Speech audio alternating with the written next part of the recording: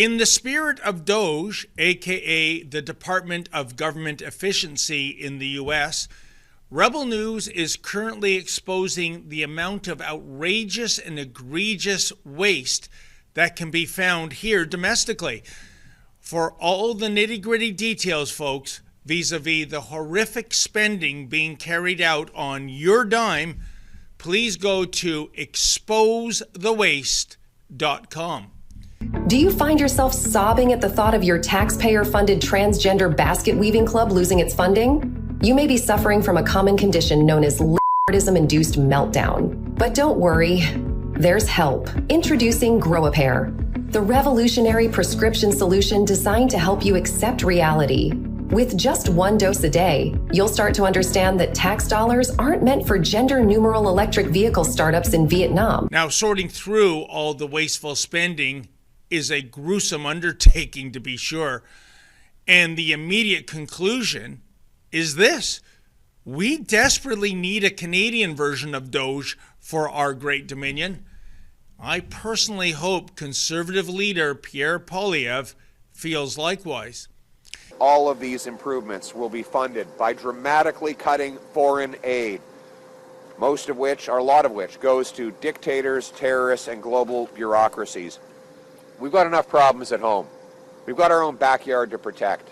We can't be sending billions of dollars to other places. Often much of it is wasted and stolen and swallowed up by bureaucracies that act against our interests. In this regard, what's left to be said of that multi-million-dollar boondoggle known as ArriveCan? Well, it's this. By way of background, the ArriveCan app was supposed to save travelers time at certain Canadian international airports during those hellacious COVID years.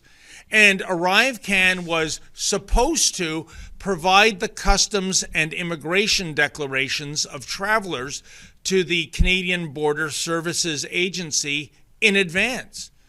But I put the word supposed to in air quotes because there was one not so insignificant hitch regarding ArriveCan.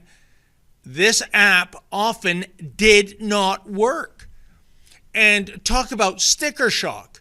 An estimate for the app's development was pegged at around $80,000, but the off-the-lot price ended up being more than $54 million. How is that even possible? Overall, this audit shows a glaring disregard for basic management and contracting practices throughout ArriveCan's development and implementation. So to recap, this app was a lemon, and the price tag was more than 66 times the original estimate, meaning ArriveCan was a lose-lose proposition, right?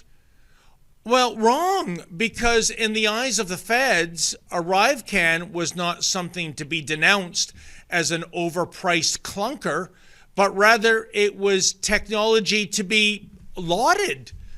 Indeed, the fine folks at the Canadian Taxpayers Federation have exposed that the federal health executives who were responsible for the ArriveCan app actually received $340,000 in bonuses. No, I swear, I'm not making this up.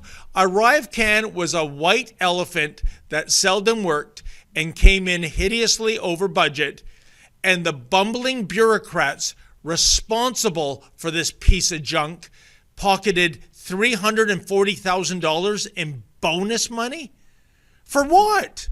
Again, how is this even possible?